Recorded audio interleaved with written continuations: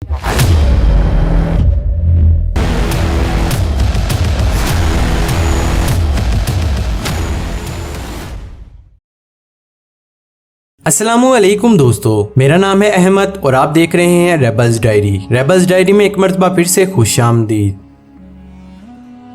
दोस्तों, ये बात तो हम सब लोग जानते हैं कि एक बहुत बड़े ऑपरेशन के बाद सरकारी और बाज़ाब्ता तौर पर K2 तस्कीर की सरमाई मुहिम में लापता होने वाले मोहम्मद अली सतपारा और दीगर दो कोहे पे माओ जॉन स्नोरी और JP मोहर की मौत का ऐलान कर दिया गया है। लेकिन दोस्तों, 5 फरवरी को लापता होने वाले इन कोहे पे माओ पर क्या गुजरी थी और वो किस हादसे से दो चार हुए थे, इस बारे में यकीनन हतमी तौर पर कुछ नहीं बताया जा सकता। ताहम तजर्बाकार कोहे पे माओ अपने तजर्बे को सामने रखते हुए और मौजूदा मालूमात की बुनियाद पर जो राय कायम कर रहे हैं, इस पर मुतलका अदालों को संजीदगी से तहकीक की जरूरत है कि आया कि ये सच में कोई हादसा था या इसके पीछे कोई साजिश थी या फिर ये सिर्फ गफलत की वजह से ऐसा हुआ था। अगर तो ये हादसा था तो इस हादसे में 3 इंसानों ने अपनी कीमती जानें गंवाई हैं और साथ ही पाकिस्तान में कोहे पेमाई या सियाहत के शोबे को भी एक बड़ा दचका लगा है। जबकि ऐसे वाकयात की शफाफ इंक्वायरी ही पाकिस्तान में सियाहत की सनत की बेहतरी और इस किस्म के हादसात की रोकथाम की जमानत हो सकती है। जबकि इस हवाले से कई तजर्बाकार कोहे पेमा इस बात पर मुतफिक हैं कि इस सारी मुहिम में बहुत से वाकयात गैर मामूली और गैर मुतवक्के हैं और इनके मुताबिक इनकी तहकीकात भी बहुत जरूरी है। दोस्तों, इस सारे मामले में सबसे बड़ा तनाजा रस्सी का तनाजा है। जी हाँ दोस्तों, पाकिस्तान के एक सीनियर और आलमी शोहरत याफ्ता कोहे पेमा नजीर साबिर ने K2 और माउंट एवरेस्ट समेत दुनिया की कई बुलंद चोटियां कामयाबी से सर की हैं और इनके कारनामों पर हुकूमत पाकिस्तान ने इन्हें तमगा बराए हुस्न कारकर्दगी से भी नवाजा था। नजीर साबिर ने सबसे पहले नेपालियों की लगाई गई रस्सी के हवाले से सवाल उठाए हैं। जी हाँ दोस्तों, एक वीडियो में वो वाज़ेह तौर पर कहते नजर आते हैं कि नेपालियों ने जो रस्सी लगाई थी वो इसका एक एक इंच उतार कर ले गए थे, जबकि मोहम्मद अली सतपारा की टीम में कोई ऐसा शख्स नहीं था जो रस्सी लगा सकता। इनके मुताबिक जॉन स्नोरी फ्रॉस्ट बाइट का शिकार था, जबकि JP मोहर इतना तजर्बाकार ना था जो इतनी ऊंचाई पर जाकर रस्सी लगा सकता। जबकि साजिद सतपारा वापिस आ चुका था और अकेला अली सतपारा आखिर क्या क्या कर सकता था। दोस्तों, नजीर साबिर के तजर्बे को देखते हुए यकीनन इनकी बात पर संजीदगी से गौर करना चाहिए। यही नहीं बल्कि एक और कोहे पेमा और मुहक्किक इमरान हैदर तहमीम ने इंतहाई तफसील से रस्सी के हवाले से तमाम इम्कानात का जायजा लिया है। इनका कहना है कि अगर नेपाली कोहे पेमा की रस्सी ना लगाने से मुतल्लक फिलहाल कोई सबूत मौजूद नहीं है तो रस्सी लगाने से मुतल्लक भी कोई ठोस सबूत किसी के पास नहीं है। जबकि साजिद सतपारा के पास सिर्फ 8200 मीटर तक की ही मालूमात हैं और इससे आगे क्या हुआ था इसका इसे भी इल्म नहीं है। इनका कहना था कि क्या नेपालियों के इस दावे को तस्लीम कर लेना चाहिए कि इन्होंने सच में रस्सी लगाई थी। तो आइए जरा ये भी जान लेते हैं कि ये रस्सी कहाँ लगती है और क्यों लगाई जाती है।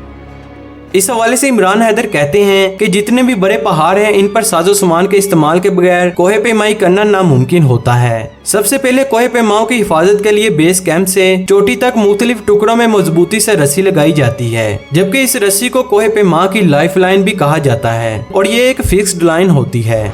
इनके मुताबिक पहाड़ की ऊंचाई को मद्देनजर रखकर एक कैंप साइट से दूसरे कैंप साइट तक नहायत मजबूती से एक रस्सी लगाई जाती है, जिस पर बड़ी हिफाजत के साथ कोहे पेमा चढ़ाई करते हैं। आपको बताते चले कि ये रस्सी सिर्फ तजर्बाकार कोहे पेमा ही लगा सकते हैं, जिन्हें लीड क्लाइंबर भी कहा जाता है और इन्होंने इस काम के खुसूसी कोर्सेज भी किए होते हैं। आपको बताते चले कि K2 जैसे मुश्किल और खूनी पहाड़ की मुहिम जोई करने वाले तकरीबन तमाम कोहे पेमा लाजमी तौर पर इतने तरबियत याफ्ता होते हैं कि वो जरूरत पड़ने पर फिक्स्ड लाइन खुद लगा सकते हैं। जबकि माउंट एवरेस्ट पर कोई और गैर तरबियत याफ्ता कोहे पेमा भी महज फिटनेस के बलबूते पर क्लाइंबिंग कर सकता है, लेकिन K2 पर ऐसा हरगिज मुमकिन नहीं है। यहाँ पर सिर्फ तरबियत याफ्ता कोहे पेमा ही कामयाब हो सकता है। दोस्तों, इस साल K2 पर आई हुई टीमों में सबसे पहले जॉन स्नोरी और अली सतपारा की टीम ने एडवांस बेस कैंप यानी 5300 मीटर से कैंप 3 तक 7300 मीटर तक 5 दिसंबर से 13 जनवरी के दरमियान रस्सी लगाई थी। जबकि नामालूम वजूहात की बिना पर जॉन स्नोरी ने 14 जनवरी को अपनी पहली वेदर विंडो को इस्तेमाल नहीं किया था और चोटी की जानब आगे नहीं बढ़े थे। जबकि आपको बताते चले कि जॉन स्नोरी का माजी में नेपाली शरपाओं से झगड़ा भी रिकॉर्ड किया गया था, जबकि नेपाली टीम ने इस मौके से फायदा उठाकर 16 जनवरी को K2 सर करके रिकॉर्ड बना लिया था।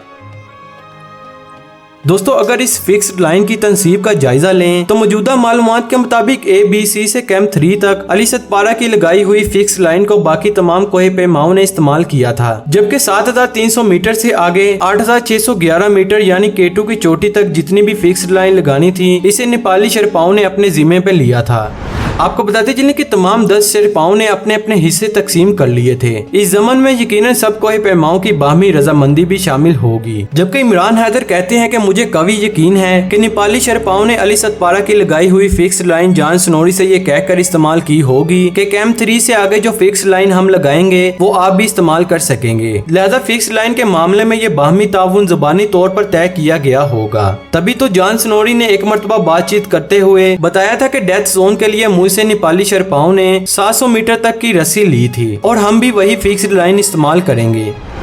अब चूंकि जान स्नोरी टीम डेथ जोन में लापता हुई है, लिहाजा ये बात वाज़ेह है कि वो नेपालियों की लगाई हुई फिक्स लाइन के ही रहमो करम पर थे।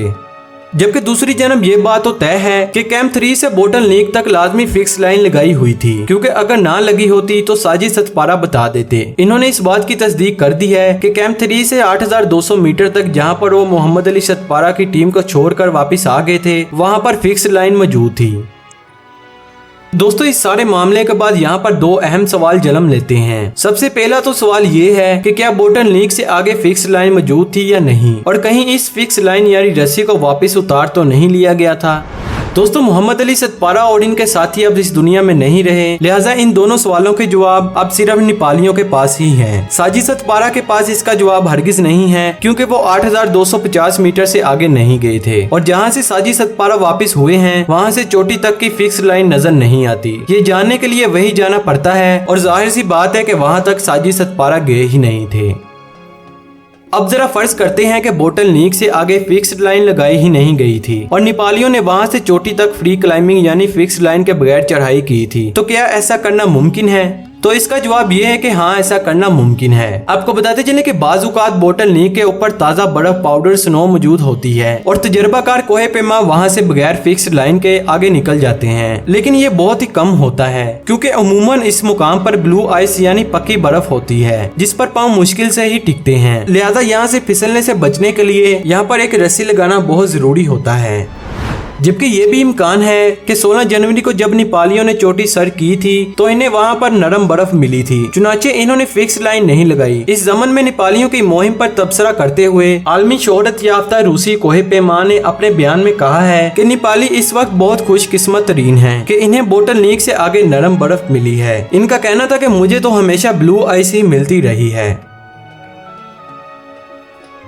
दोस्तों यहाँ पर अब इन दोनों बातों में से सिर्फ एक ही बात सच हो सकती है कि नेपालियों ने बोटल नीक से आगे रस्सी लगाई ही नहीं थी, या फिर पाकिस्तान के आलमी शोहरत याफ्ता कोहे पेमा नजीर साबिर ने ये दुरुस्त बात कही है कि नेपालियों ने आर्जी तौर पर रस्सी लगाई थी और वापसी पर उतार ली गई थी और ये बात मोहम्मद अली सतपारा की टीम को नहीं बताई। हालांकि ये रस्सी इन्हीं से ली गई थी और वो कैंप 4 तक मोहम्मद अली सतपारा की रस्सी इस्तेमाल कर चुके थे।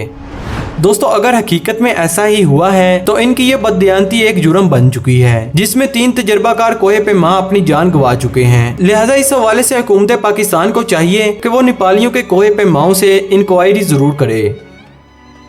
दोस्तों अब इस सारी सूरत हाल को देखते हुए यही लगता है कि जब मोहम्मद अली सतपारा की टीम वहां पर पहुंची थी तो इन्हें मजबूरन रस्सी के बगैर फ्री क्लाइंबिंग करना पड़ी थी और इसके नतीजे में इम्कान है कि वो फिसल कर नीचे गिर गए थे जिसकी वजह से इनकी मौत वाक़या हो गई थी।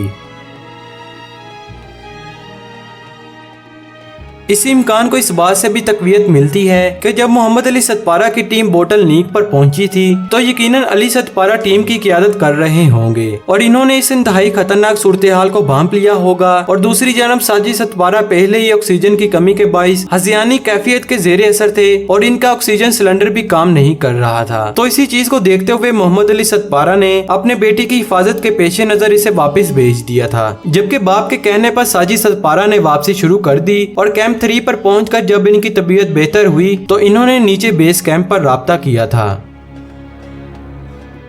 दोस्तों इन तमाम मफरूजात के हक में फिलहाल कोई ठोस सबूत किसी के पास नहीं है, लेकिन अगर इस हवाले से बाकायदा इंक्वायरी की जाए तो ये सारे हकाइक हम सबके सामने आ सकते हैं।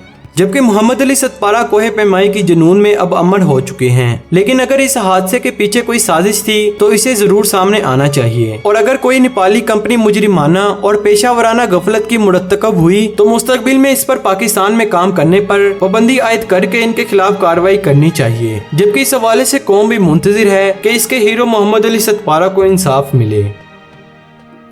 दोस्तों, इन सारी बातों के हवाले से किसी के पास अभी ठोस सबूत मौजूद नहीं है, लेकिन अगर हुकूमत पाकिस्तान इस सारे मामले की तहकीकात शुरू करे तो यकीनी तौर पर ये हकाइक सबके सामने आ सकते हैं। इसलिए हमारी आप सबसे गुजारिश है कि हमारी इस काविश को ज्यादा से ज्यादा शेयर करें ताकि हमारी ये मालूमात हुकूमती अदारों तक पहुँच सके, और हो सकता है कि इस छोटी सी काविश की वजह से मोहम्मद अली सतपारा और इनके अहले खाना को इंसाफ मिल सके।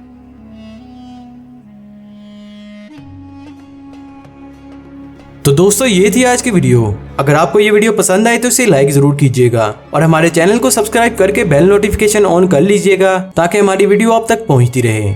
अब मैं मिलूंगा आपसे एक नई इंटरेस्टिंग वीडियो में, तब तक के लिए इजाजत दीजिए। अल्लाह हाफिज।